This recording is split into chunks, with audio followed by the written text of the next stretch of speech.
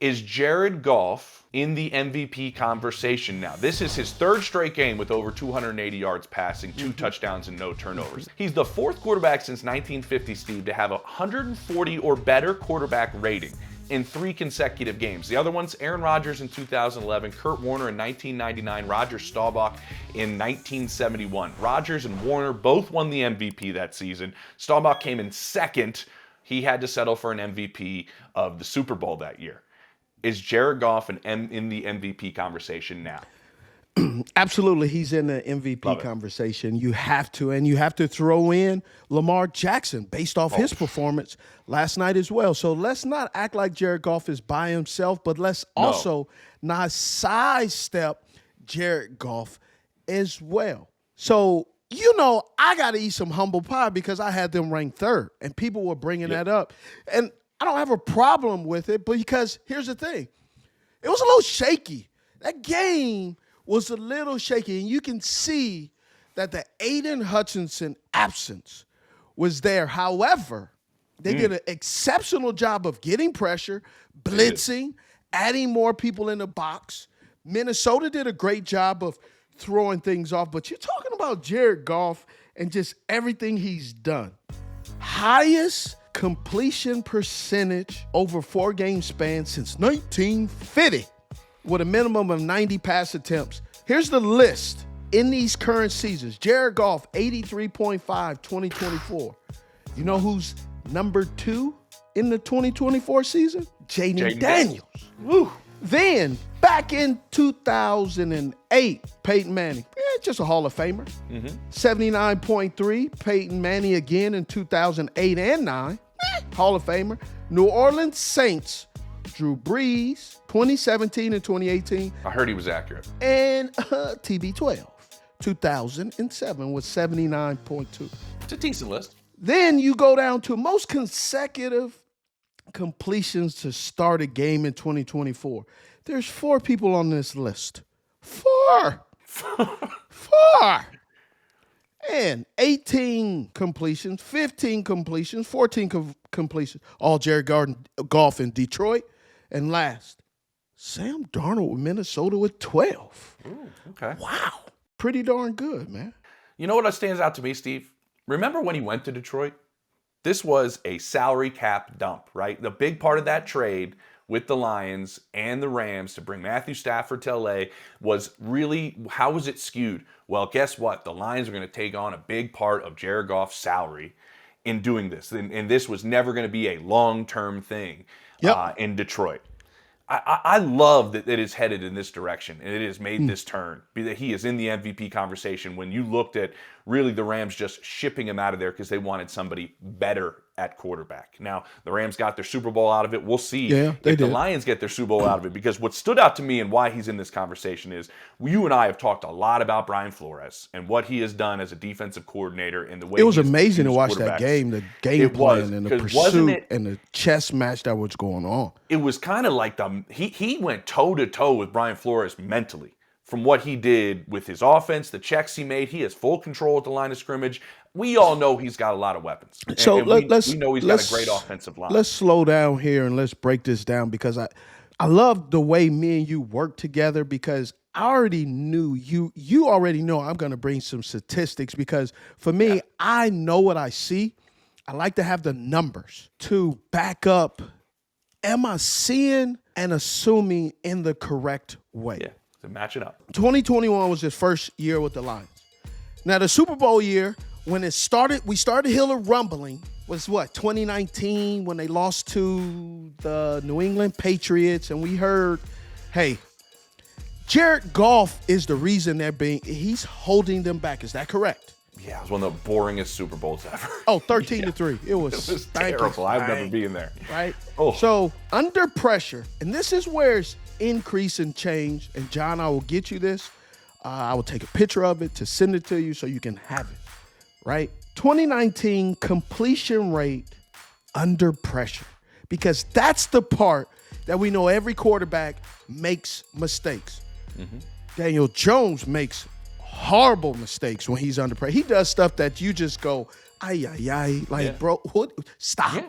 There's a lot of quarterbacks. They are 2 different guys.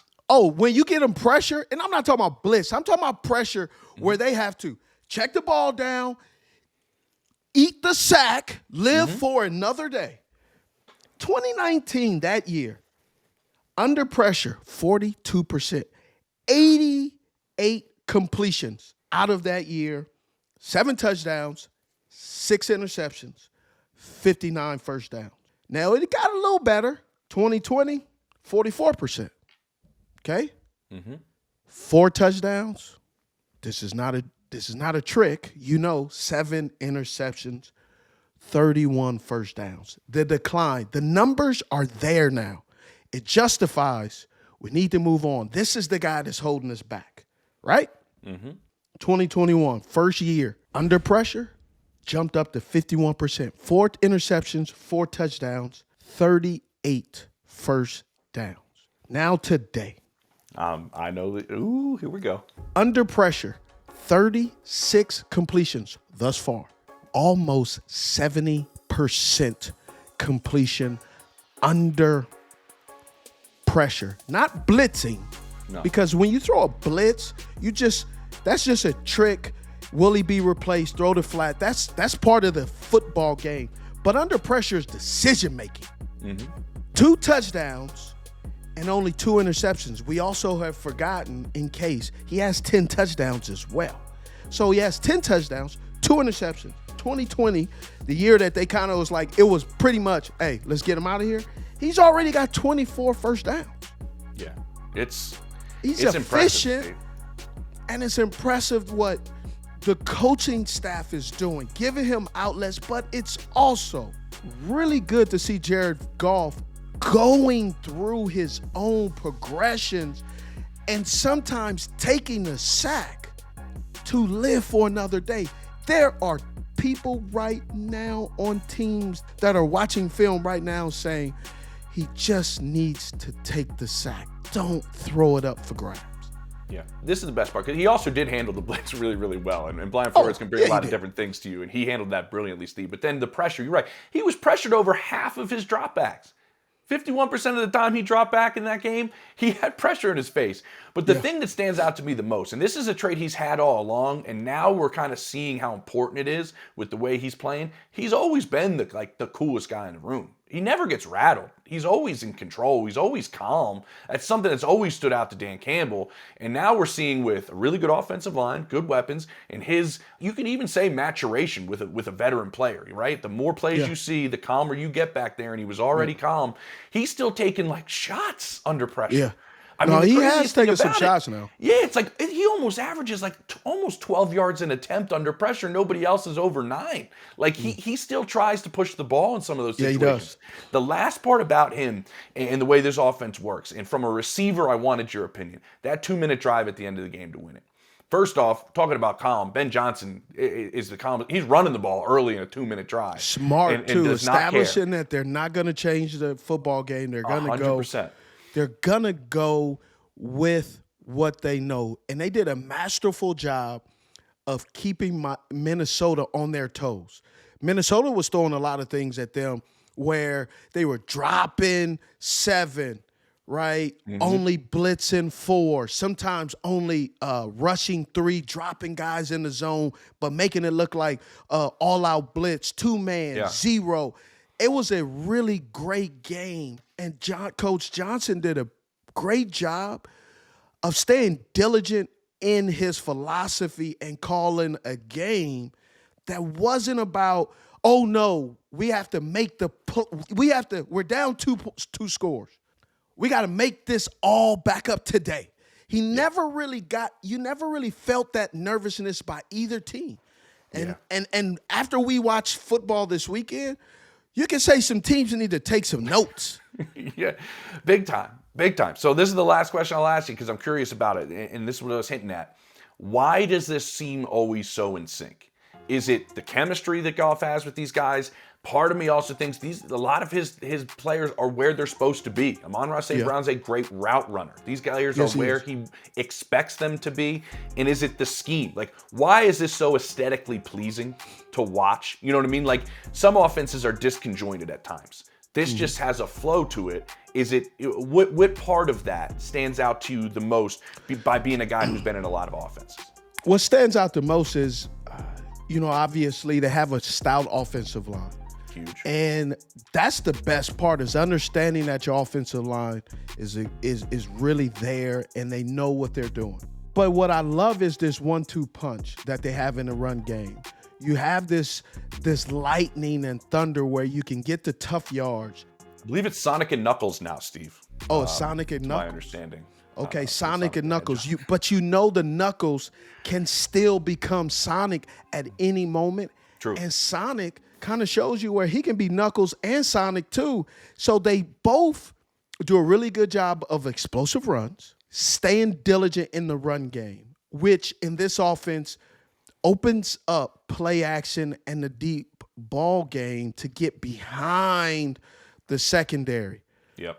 But what makes it all work is this coaching staff has done a really, really good job of getting the specialists. So they have the deep home run hitter. They have with Tim Patrick, shout out to University of Utah, Tim Patrick. Your guy. They have him in there, or he's a big target, but he also is physical in the run game. Mm-hmm. So you never really know what's going to happen, who's in the game. When these groups of playmakers are in the game, it isn't, oh, we're only running the ball. Oh, we're only passing it. They could do anything. And the fact that David Montgomery had the knee injury tweak and then had to fumble, and the adjustment of saying, hey, our guy is not 100%. We're good. So we're not going to panic. Gibbs, do your job. And he did his job exceptionally well. Yeah. Adjustments. I'm a 49ers fan. Talking about lack of making adjustments. I mean, I grew up with Adam West. Holy socks, Batman, what are we going to do?